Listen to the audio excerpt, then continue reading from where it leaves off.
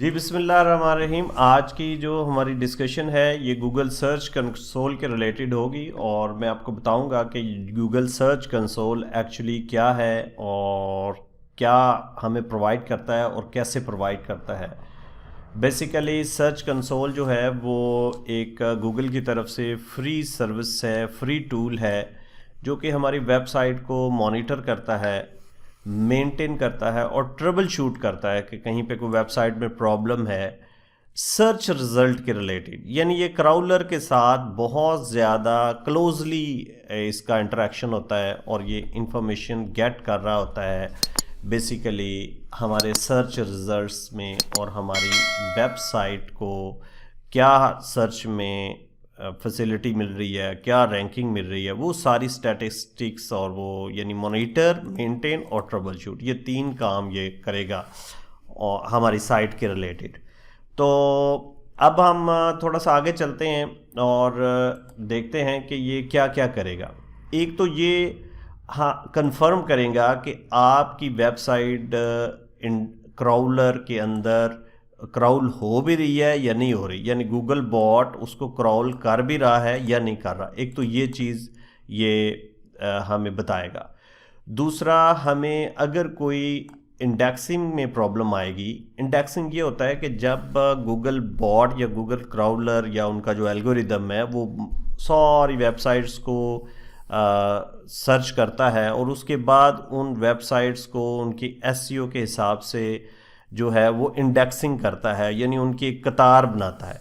तो ये हमें जो गूगल सर्च कंसोल ये भी बताएगा कि इंडेक्सिंग में अगर आपकी कोई वेबसाइट की प्रॉब्लम आ रही है तो वो भी हमें ये बताएगा। फिर ये हमें ट्रैफिक बताएगा कि क्या क्या हमारी वेबसाइट पे ट्रैफिक आ रही है, वो हम कि कहाँ से आ रही है, किस किस मुल्क से आ रही है, वो हम आगे जाके डिस्कस करेंगे। फिर ये हमें अलर्ट्स बताएगा कि अगर कोई प्रॉब्लम आ रही है आपकी वेबसाइट के अंदर, कोई स्पैम्स हैं या इंडेक्सिंग में कोई प्रॉब्लम आ रही है, तो वो हमें अलर्ट्स भी बताएगा, हमें उसके नोटिफिकेशन शो करेगा कि यहाँ पे ये प्रॉब्लम आ रही है। फिर ये हमें ये भी बताएगा कि आपकी वेबसाइट को कौन कौन सी दूसरी वेबसाइट्स लिंक दे रही हैं, ये जिसको हम लिंक बिल्डिंग भी बोलते हैं। तो ये भी हमें इंफॉर्मेशन गूगल सर्च कंसोल से मिल जाएगी। उसके बाद हमें ये एक और इन्फॉर्मेशन ये मोबाइल यूज़बिलिटी या एप्स पेजेस के बारे में बताएगा कि मोबाइल पे आपकी वेबसाइट कैसी दिखाई दे रही है, उसमें कोई प्रॉब्लम है या नहीं है। तो ये चीज़ें, ये सारी इन्फॉर्मेशन हमें गूगल सर्च कंसोल से मिलती है और ये बड़ा इम्पोर्टेंट टूल्स है ये सर्च इंजन ऑप्टिमाइजेशन एक्सपर्ट्स के लिए और जो जो प्रोफेशनल्स इस में फील्ड में आना चाह रहे हैं उनके लिए बहुत इम्पोर्टेंट टूल है। अब ये सर्च कंसोल यूज़ कौन कौन करते हैं, देखें। जो भी आपकी वेबसाइट की इंडेक्सिंग और सर्च रिज़ल्ट के मुताबिक कंसर्न्स लोग हैं वो ये यूज़ करेंगे सर्च कंसोल। यानी अगर आपको कोई प्रोजेक्ट मिला है एज ए एसईओ एक्सपर्ट और आपने उसको इम्प्लीमेंट करना है, तो ज़ाहिर बात है आपने ये सारी जो फैसिलिटीज़ लेने के लिए आपको गूगल सर्च कंसोल के पास जाना पड़ेगा। और यहाँ पे ये बिज़नेस ओनर्स इसको यूज़ करते हैं, एसईओ स्पेशलिस्ट, मार्केटर इसको यूज़ करते हैं, साइट एडमिनिस्ट्रेटर भी यूज़ कर लेते हैं, वेब डेवलपर भी इसको यूज़ करते हैं। तो ये डिपेंड करता है कि किसकी क्या रिक्वायरमेंट है। अगर किसी की रिक्वायरमेंट इस रेंज में आ रही है तो वो गूगल सर्च कंसोल को यूज़ करेगा। अच्छा, अब बुनियादी तौर पे इसका मकसद ये है कि ये एक तो मेंटेन रखेगा हमारी वेबसाइट को और दूसरा ट्रबल शूट करेगा और तीसरी जो मेन चीज़ हमें बताएगा, मॉनिटर करेगा और हमें इसकी स्टैटिस्टिक्स बताएगा कि सर्च के अंदर हमारी पोजीशन क्या है। अब उसके लिए कि सर्च के अंदर हमारी पोजीशन क्या है, हमारी वेबसाइट पे डेली कितने लोग आ रहे हैं, कितने लोग क्लिक कर रहे हैं, किस पेज को ज़्यादा कर रहे हैं, किस क्यूरी से आ रहे हैं, किस मुल्क से आ रहे हैं, तो वो सारी स्टैटिस्टिक्स बताएगा।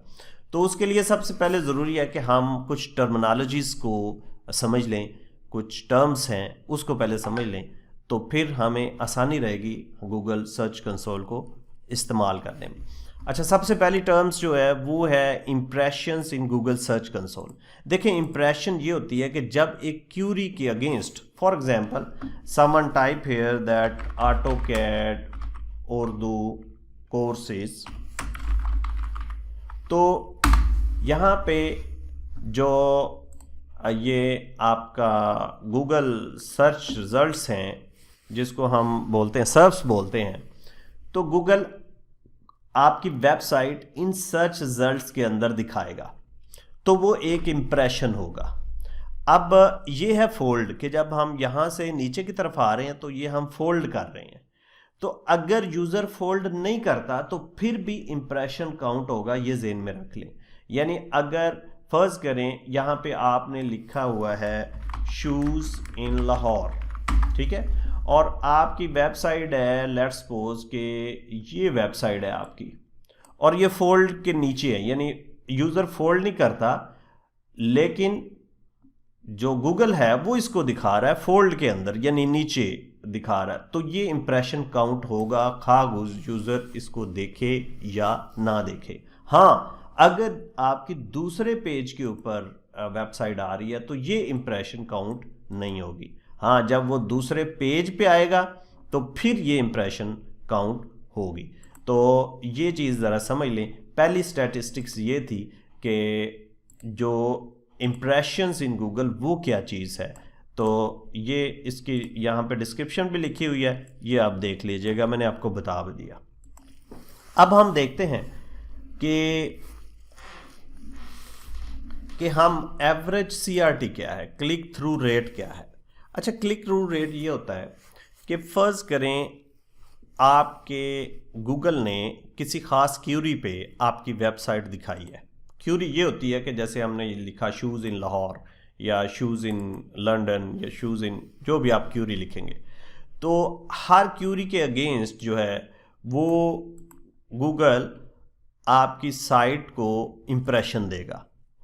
अब इम्प्रेशंस के बाद जो आपके यूज़र हैं, जो ऑडियंसेस हैं, वो क्लिक करेंगे आपकी वेबसाइट के ऊपर। लेट्स सपोज कि दिस इज़ योर वेबसाइट, और किसी ने क्लिक कर दिया, ठीक है, तो होगा क्या कि अगर गूगल 1000 इम्प्रेशंस दिखाता है और उस पर 100 क्लिक होते हैं, तो उसकी एवरेज सीआरटी होगी ये 10%।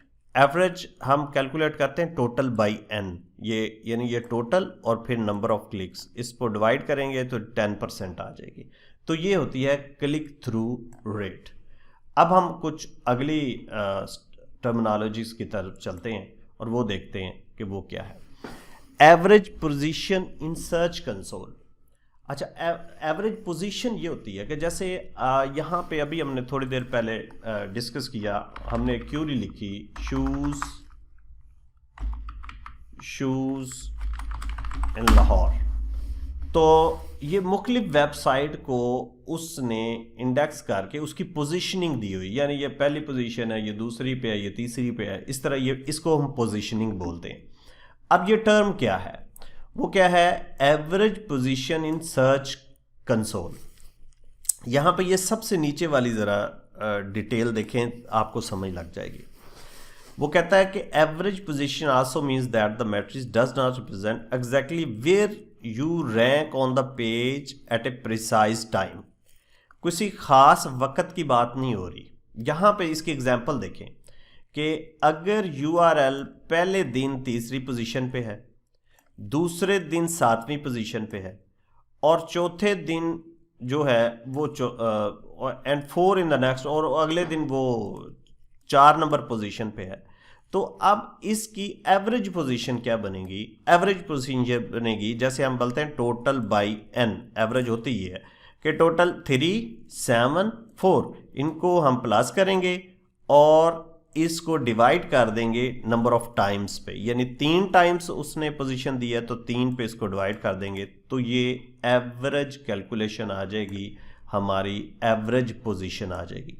तो ये तीनों स्टैटिस्टिक्स जो हैं, ये जब हम मार्केटिंग एफर्ट करेंगे, एसईओ कर रहे होंगे और कीवर्ड्स दे रहे होंगे, बैकलिंक्स दे रहे होंगे, ट्रैफिक आ रही होगी हमारी वेबसाइट के ऊपर, तो ये तीनों स्टैटिस्टिक्स हमारी हेल्प करेंगी कि ये जानने के लिए कि हम किस पोजीशन पे हैं और हमारी जो मार्केटिंग एफर्ट्स हैं वो हमें रिटर्न दे रही हैं या नहीं दे रही। अब हम चलते हैं और देखते हैं कि सर्च कंसोल को इस्तेमाल कैसे करते हैं। देखिए, सर्च कंसोल एक गूगल की फैसिलिटी है और इसके लिए कोई सॉफ्टवेयर नहीं है। ये ब्राउज़र के अंदर ही ये आपको सर्च कंसोल मिलेगा। आप यहाँ पे गूगल के अंदर सर्च कंसोल लिखेंगे तो इस तरह सर्च कंसोल आ जाएगा। आपने यहाँ पे क्लिक करना है, वो आपसे लॉगिन मांगेगा। जारी बात है आपका जीमेल एड्रेस होना चाहिए ये इसको जो है वो इस्तेमाल करने के लिए। तो जैसे ही आप लॉगिन करेंगे तो यहाँ पे इस किस्म का इंटरफेस आ जाएगा। शायद आपके ये इंटरफेस ना आए, बल्कि यकीनन नहीं आएगा जब तक आप अपनी वेबसाइट इस गूगल सर्च कंसोल के अंदर ऐड नहीं करते। अब हम इसको ऐड करना भी सीखेंगे और बाकी इसकी चीज़ें भी बारी बारी डिस्कस करेंगे। तो सबसे पहले हम गूगल सर्च कंसोल के अंदर अपनी प्रॉपर्टी को ऐड करेंगे। Property mean your website, your URL.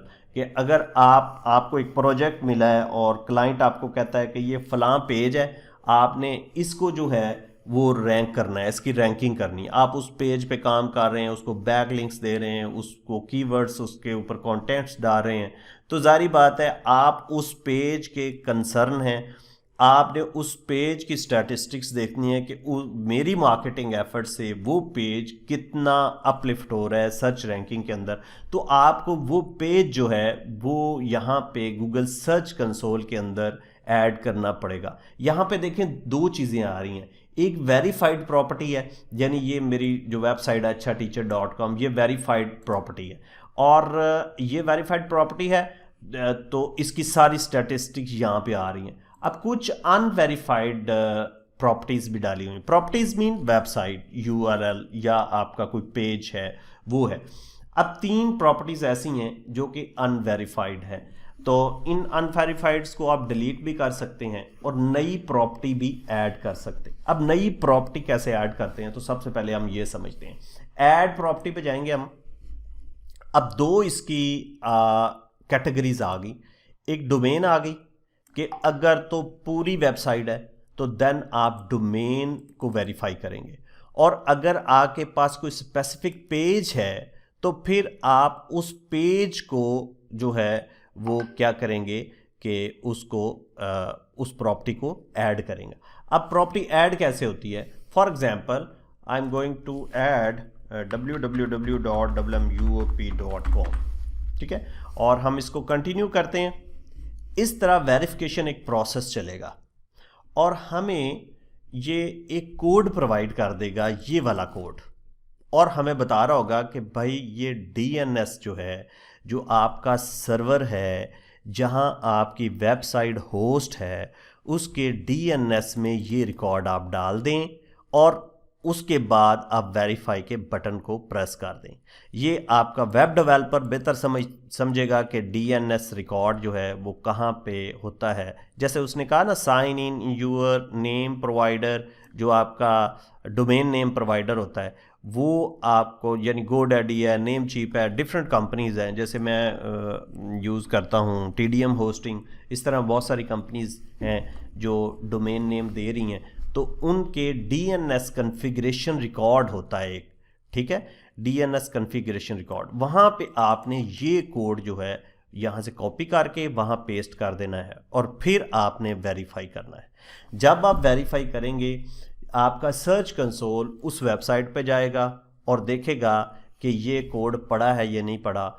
अगर ये पड़ा होगा तो वो आपकी वेरिफिकेशन कर देगा और आपकी साइट जो है इस तरह, यहाँ पे हम इसको एक दफ़ा कैंसिल करते हैं, इस तरह इसको भी हम कैंसिल एक दफ़ा कर लेते हैं, इस तरह यहाँ पे वेरीफाइड प्रॉपर्टी आ जाएगी।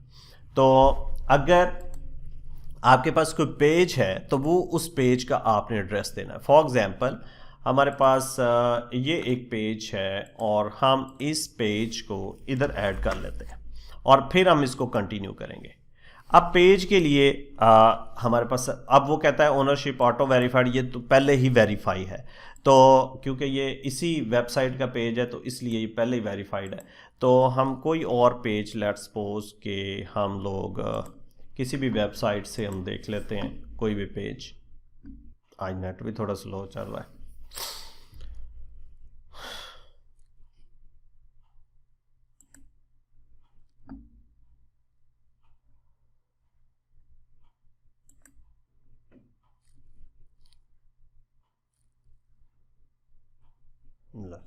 काफ़ी सारा स्लो चल रहा है।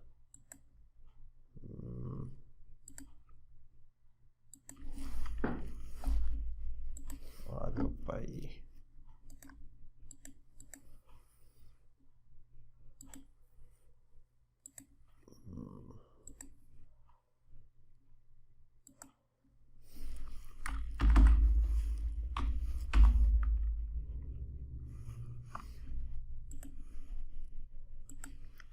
लें जी, ये पेज जो है ये हम अब इसके अंदर जो है सर्च कंसोल में ऐड करने वाले, ऐड प्रॉपर्टी, और हम इस पेज का प्राइवेसी पॉलिसी है या कोई भी पेज है तो आप इसको कंटिन्यू करेंगे।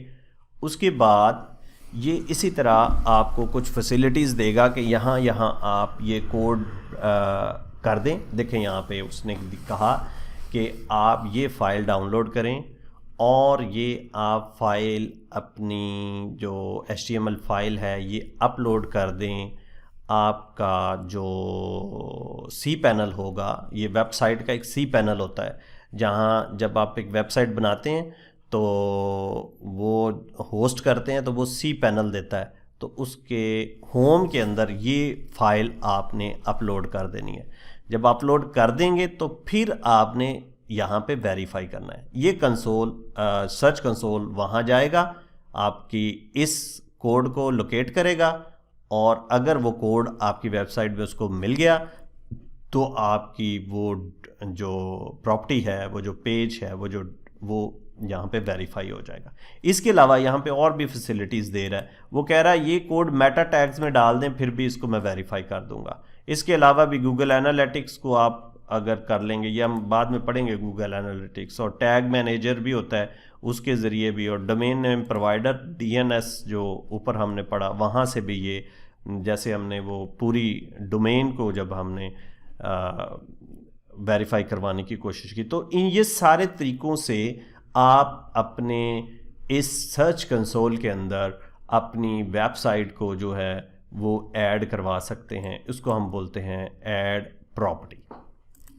अब हम देखते हैं कि ये ऐड हो गई, और जिस तरह यहाँ पे ऐड हुई है, ये 2 पेजेस ऐड हो गए हैं, और इनको ज़रा हम डिलीट कर लेते हैं। इनको डिलीट करने का क्या तरीका है कि हम इस तरह ये खुलेंगे और फिर रिमूव प्रॉपर्टी करेंगे तो ये रिमूव प्रॉपर्टी हो जाएगी।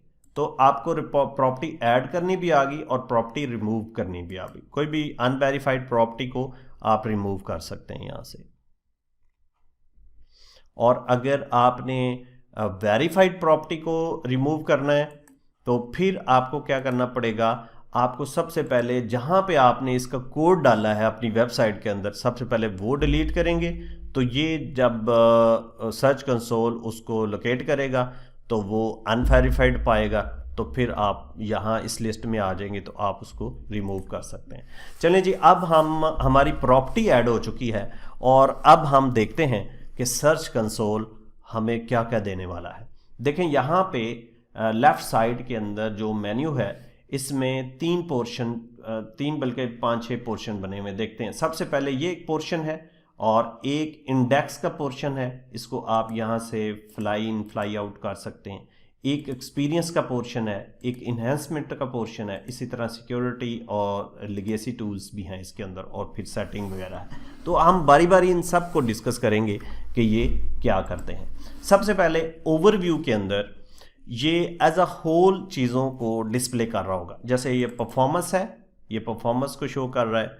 ये कवरेज है कि कितने पेजेस जो हैं वैलिड पेजेस जिनके ऊपर स्टैटिस्टिक्स उसने दिखानी है, जिनके ऊपर शुमारियात उसने दिखानी है, वो आ रहे होंगे। And the next one is experience. ठीक है, एक्सपीरियंस को भी हम, यानी इस पोर्शन को भी हम आगे चल के डिस्कस करेंगे। और इन्हेंसमेंट, तो ओवरव्यू के अंदर एक डैशबोर्ड आता है जिसमें आपको वो ओवरव्यू दिखा रहा होता है कि ये चीज़ों की ये परफॉर्मेंस है। अब हम बारी बारी इनको डिस्कस करते हैं। सबसे पहले हम परफॉर्मेंस के अंदर चलते हैं। जब आप परफॉर्मेंस को क्लिक करेंगे तो इस साइड, जो राइट साइड पे इस तरह से काफ़ी सारी इंफॉर्मेशन आ जाएगी। तो इनको हम सबसे पहले डिस्कस करते हैं। सबसे पहले तो ये है कि आप क्या सर्च रिजल्ट देखना चाह रहे हैं, इमेजेस का सर्च रिजल्ट, वीडियोस का सर्च रिजल्ट या न्यूज़ का सर्च रिजल्ट, कि आपकी जो वेबसाइट है उसके ऊपर अगर आप वेबसाइट यानी जो URLs हैं उनके क्लिक या इमेजेस के क्लिक जो हो रहे हैं, इमेजेस के मतलब जो स्टैटिस्टिक्स हैं, जो अदाद-ओ-शुमार है वो देखना चाह रहे हैं, तो आप यहाँ से वो सिलेक्ट करेंगे। फिर हम कंपैरिजन भी कर सकते हैं कि इमेजेस का वेब के साथ का कंपैरिजन आ रहा है क्या, तो वो भी हम यहाँ पे कर सकते हैं।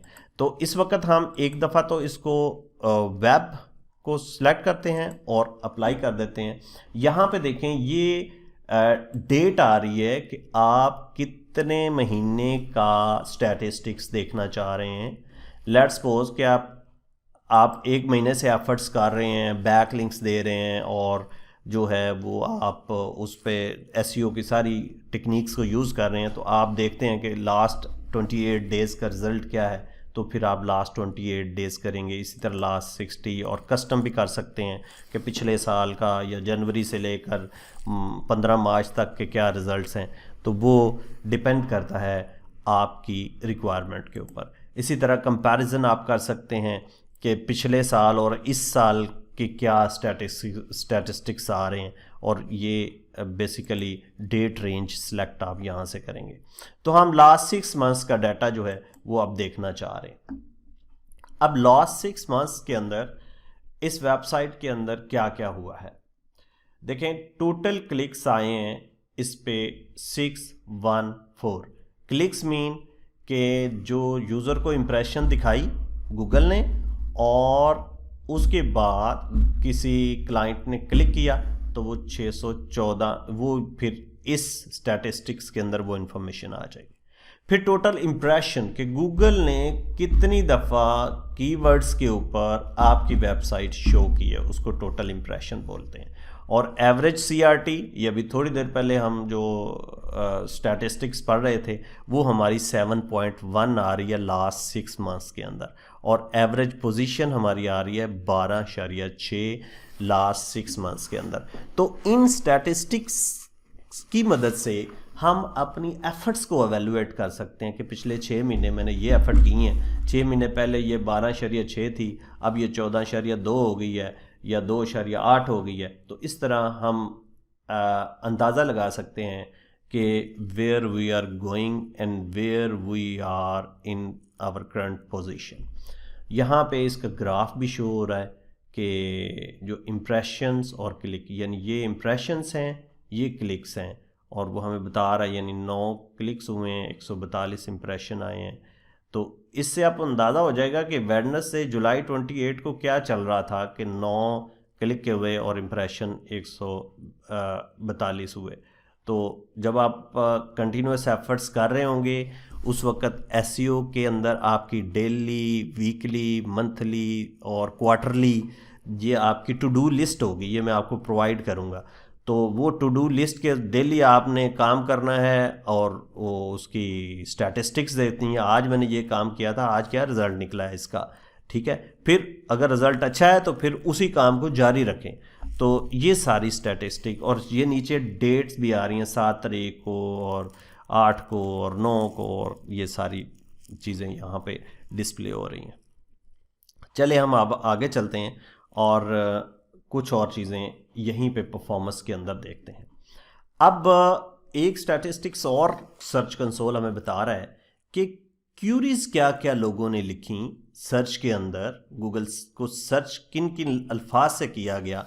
वो कहता है ये क्यूरी लोगों ने लिखी, AutoCAD complete course in Urdu free download, और इस पे 13 मैंने इम्प्रेशंस दिए हैं और 39 इस पे क्लिक हुए, यानी सबसे ज़्यादा क्लिक इस पे हुए हैं। फिर AutoCAD उर्दू कोर्स ये 12 हुए हैं। इसी तरह अब ये देखें AutoCAD मीनिंग इन उर्दू, तो ये 1024 इसने इम्प्रेशन दिखाए हैं। अब देखें ये कीवर्ड जो है इसमें गूगल इम्प्रेशन बहुत दिखा रहा है, ठीक है। तो इट मीन्स कि हमें इस कीवर्ड पे कोई ना कोई काम करना चाहिए, हमें कंटेंट डालने चाहिए अपनी वेबसाइट के अंदर, ताकि ये जो आपकी क्यूरी है इसके अगेंस्ट भी आपको क्लिक मिल सकें, आपकी वेबसाइट पे लोग आएँ, वहाँ पे ठहरें, आपको टाइम ऑन साइट मिले, तो वो भी एक अच्छी जो है स्ट्रेटजी है। तो ये सारी क्यूरीज़ हैं। क्यूरीज़ को भी आप जो देख सकते हैं अपनी ज़रूरत के मुताबिक, और उसी के मुताबिक आपने अपनी कंटेंट स्ट्रेटजी जो है वो चेंज करनी है और उस पर काम करना है।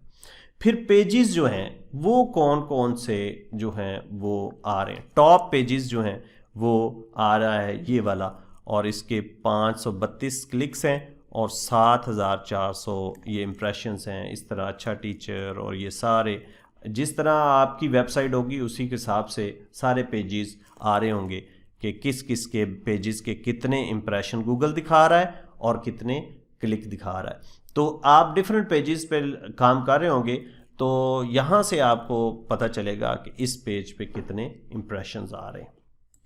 फिर जो टॉप कंट्रीज़ हैं वो कौन सी हैं। पाकिस्तान में सबसे ज़्यादा आ रहे हैं, और इस तरह सऊदी अरेबिया में आ रहे हैं, इंडिया में भी आ रहे हैं, और यूनाइटेड अरब एमिरेट्स में भी आ रहे हैं, और इसी तरह कोई अननोन रीजन से भी आ रहे हैं, कुवैत से, और ये सारी चीज़ें।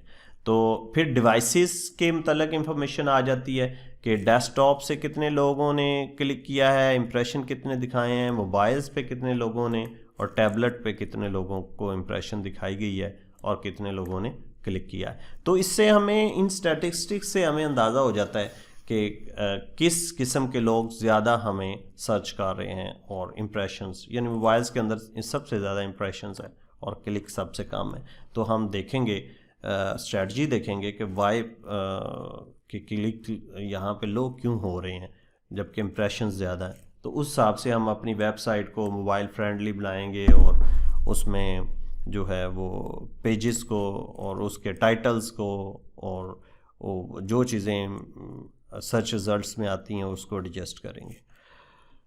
इसी तरह सर्च अपीयरेंस है कि वीडियोस कितनी दिखाई गई, इम्प्रेशन कितने आए और उस पर क्लिक कितने हुए, और वेब लाइट रिज़ल्ट है वो इम्प्रेशन ज़ीरो है और इसका क्लिक भी ज़ीरो है। फिर डेट्स आ जाती हैं, किस डेट को ज़्यादा क्लिक हुए, इम्प्रेशन, वो भी आप यहाँ से स्टैटिस्टिक्स दे सकते हैं।